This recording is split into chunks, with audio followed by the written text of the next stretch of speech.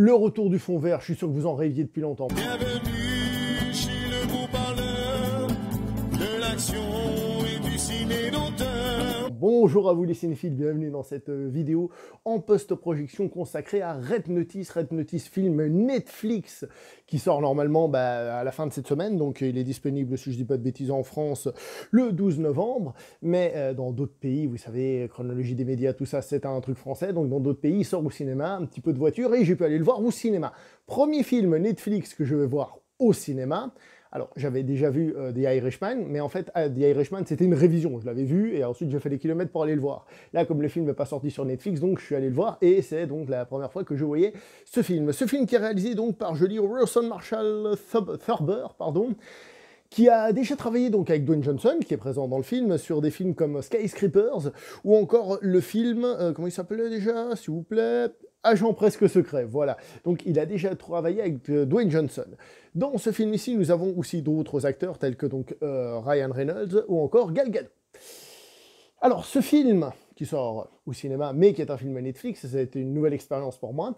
Au niveau de la production design, de qu'est-ce que vaut le film visuellement et tout ça, honnêtement, on est proche de ce qui se fait au cinéma. Franchement, je n'ai pas senti beaucoup de différence à ce niveau-là. Généralement, c'est pas à ce niveau-là qu'on ramasse les films Netflix. Donc, niveau production design, ça m'a paru très bien.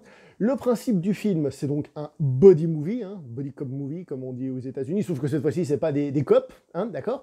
C'est des copains en français. Non, mais je veux dire, c'est plutôt un policier, on va dire un agent du FBI et un voleur qui s'associent bien malgré eux. Et ça fonctionne plutôt bien au niveau de l'humour. Et autour de ça, et donc il y a aussi le personnage interprété par Gal Gadot qui, elle, tourne autour de ça, qui est l'ennemi de ces deux personnages-là. Je vous ai dit que ça fonctionnait plutôt bien. Il faut d'abord voir au niveau de l'interprétation des acteurs. En fait, on va pas se mentir, les acteurs font leur show habituel. Ryan Reynolds, il fait du Ryan Reynolds. Dwayne Johnson, il fait du Dwayne Johnson. Gal Gadot fait, bon, je la connais pas assez dans d'autres rôles que Wonder Woman, je l'ai vu dans Fast and Furious, mais je veux dire pour dire ce qu'elle fait. Mais voilà. Petite précision concernant Gal Gadot, j'ai vu la bande-annonce en VF, et son interprétation avait l'air d'être absolument dégueulasse. Absolument dégueulasse. Et moi je me suis dit, ah, ça se voit que c'est pas une bonne actrice, ça se voit à la bande-annonce. J'ai vu le film en VO, ça passe beaucoup mieux, beaucoup mieux. Peut-être que la VF est différente de celle de la bande-annonce, je ne sais pas, ça arrive quelques fois, je ne sais pas si Netflix l'a déjà fait, mais en tout cas, ça passe beaucoup mieux. Attention, je ne suis pas en train de vous dire qu'elle nous fait une interprétation de folie, du jamais vu, actrice du siècle, etc. Mais ça passe beaucoup mieux, c'est beaucoup plus regardable. Les deux autres, comme je vous ai dit, ils sont dans leurs habitudes, ils font ce qu'on attend d'eux, les choses qu'on sait qu'ils vont nous faire. Donc un body movie, sauf que cette fois-ci, Ryan Reynolds, par rapport à d'autres films qu'il a pu faire, est moins la victime, mais plutôt celui qui vient titiller. Donc c'est celui qui vient emmerder le grand baraque, en gros, qui lui est là un peu en mode « je me retiens de te casser la gueule ». En gros, c'est un petit peu ce principe-là qu'on a dans le film. Personnage de Ryan Reynolds aussi plutôt intéressant, parce qu'il a un petit côté Jack Sparrow. Alors tout le monde va dire « mais non, mais il a pas le truc là, c'est pas Johnny Depp, il ressemble pas ». Non mais je veux dire par là, dans le sens où au début on le présente comme un crétin, mais c'est un crétin qui a de la ressource. Vous verrez ça en regardant le film, c'est plutôt vraiment cool à ce niveau-là. Le film est très classique. J'ai remis dans la miniature du neuf avec du vieux, du classique. Chez moi, j'adore cette accroche. Parce qu'encore une fois, on reprend des vieilles formules et on la met à jour. Et puis voilà. Donc, le film en lui-même n'a pas grand-chose d'original, si ce n'est qu'il mélange différents types de films. C'est-à-dire, on va beaucoup voyager d'un endroit à un autre. On peut penser à James Bond, évidemment, pour parfois le côté classe, mais aussi tout simplement le côté Indiana Jones. Il y a une partie très Indiana Jones, il y a même un personnage qui chantonne la chanson, donc c'est pour vous dire quoi, on le cache pas. Il y a une partie qui se veut de ce genre-là, pour le reste c'est un film d'arnaque, un film de passe-passe, on a aussi une partie, je sais pas moi, une partie prison, évasion, tout ça. Il y a des choses dans le film, quand on le regarde, on se dit « Ouh là là, mais ça c'est pas logique, ouh là là, ça c'est tiré par les cheveux, ouh là là, mais ça pourrait être mieux. » Mais, le film, sans vous en révéler, vous expliquera pas mal de petites choses peu à peu. Le film vous expliquera pas mal de petites choses, même des trucs qu'on trouve débiles à certains moments. On se dit « Ah, finalement, c'est pas aussi con que ça. » Je vous en dis pas plus, mais vous verrez. Si vous voyez le film, je pense que vous le verrez sur Netflix. Donc, c'est pas si nul que ça. La mise en scène et les scènes d'action, surtout les scènes d'action. C'est marrant parce qu'au début, on a une course-poursuite à pied, on se trace. Et il y a des plans de caméra qui sont super, vous savez, ces plans de caméra qui suivent les acteurs, par exemple, je sais pas, ils passent dans un trou, la caméra passe dans le trou, un peu du Treyarch, avec je sais plus combien d'années de retard, mais un peu ce genre-là, et c'est vachement cool, D'accord? Mais le problème, c'est qu'entre ces plans-là et les plans, on va dire, un peu plus normaux, parfois il y a un petit manque de cohésion. Et surtout, il y a des choses qui sont pas très bien filmées. Je donne un exemple. Au début du film, le personnage de Ryan Reynolds porte une veste, je vais y arriver. Et il avait quelqu'un qui commence à lui tirer de la veste, et puis du coup, sa veste commence à s'enlever, et le personnage de Ryan Reynolds, en se battant avec lui, il va lui attacher les mains. Si vous arrivez à m'expliquer quelle est la chorégraphie de ce truc-là, ben, je vous écoute. Parce que le truc, c'est que c'est pas bien filmé. Donc on a ces plans qui suivent qui sont cool, et après il y en a d'autres qui sont mal filmés. Il y a 2 ou 3 scènes d'action dans le film, c'est pas un pur film d'action où on se tire dessus tout le temps. Comme je vous ai dit, il y a aussi un petit peu comment on appelle ça, de braquage, vous savez, des tours de passe-passe et tout ça.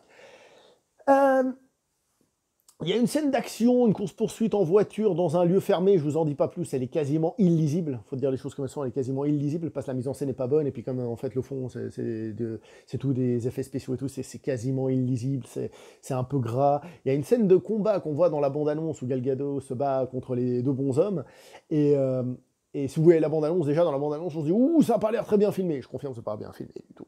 Ah, c'est pas bien filmé. Niveau scène d'action, c'est pas bien filmé. C'est étonnant que le gars ait fait un truc comme Skyscraper, qui se voulait une espèce de référence, enfin de film d'action, référence entre autres à Die Hard et à La Tour Infernale. Parce que les scènes d'action, c'est pas son truc, c'est pas son truc.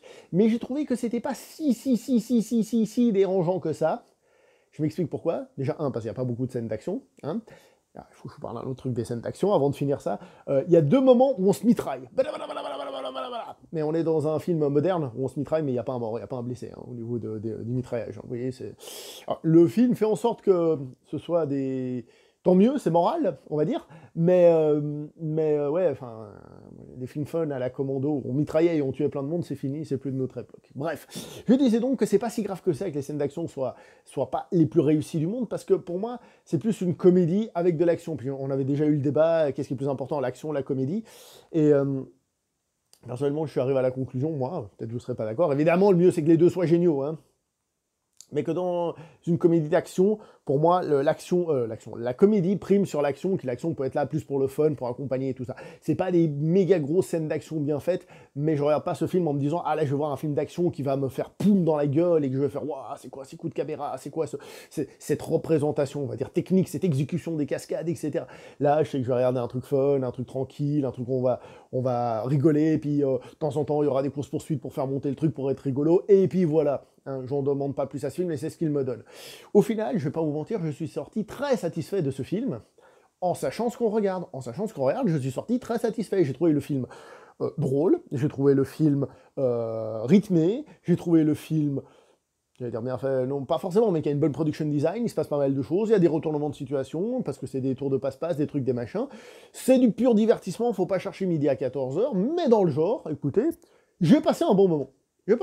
J'avais de la route pour aller le voir, le film, hein, et je regrette pas, j'ai passé un bon moment, en sachant ce que j'allais voir. Évidemment, si vous allez voir ce film en disant que vous allez voir le dernier Die Hard ou la dernière comédie culte de l'année, peut-être pas. Mais dans son genre body movie, qui est aussi un genre efficace, qui a déjà fait ses preuves, qui est un de ses schémas scénaristiques qui fonctionne, et en plus, des fois, il en rigole, le film, et il fait 2-3 petites vannes là-dessus, et ben ça fonctionne plutôt bien, et je vous recommande ce film, soit au cinéma, mais en tout cas sur Netflix, je vous le recommande, on vous passera un bon petit moment. Honnêtement, on vous passera un bon petit moment, donc n'hésitez pas, regardez Red Notice, voilà. Surtout qu'évidemment, Netflix oblige, mais il n'y a pas que Netflix, hein, la fin pourrait suggérer une suite. Si ça cartonne, il y aura une suite, c'est ça que ça veut dire. Je vais m'arrêter donc là dans cette vidéo, n'oubliez pas le like, le partage et l'abonnement, le partage parce que comme le film le suggère, il y a une suite, donc il faut partager hein, la vidéo pour qu'il y ait des suites, l'abonnement, le like, par un côté, trouvez des excuses, mais faites-le, c'est tout ce qui compte. Allez, portez-vous bien, et ciao tout le monde.